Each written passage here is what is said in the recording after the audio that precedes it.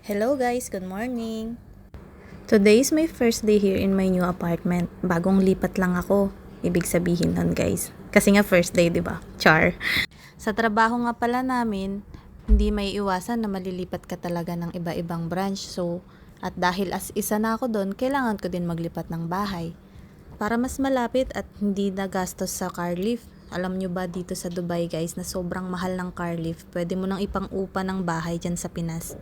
Kung ang pangbayad nga ng car lift dito ay pwede na natin ipang-upa dyan sa Pinas, ay naku Zay, yung bayad ng partition ay pwede na tayong kumuha ng sarili nating bahay. Sabi nga nila, Dubai is expensive country.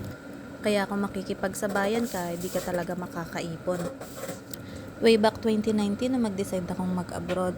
Alam nyo ba guys na hindi naman sa pagmamayabang ay masasabi kong maswerte pa din ako sa aking kumpanyang napasukan dito sa Dubai.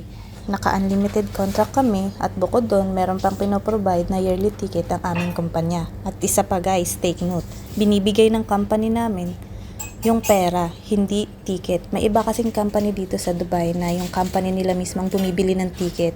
Kaya sobrang thankful ko doon sa agency na napag-applyan ko papunta dito. Yun lang guys. Thank you!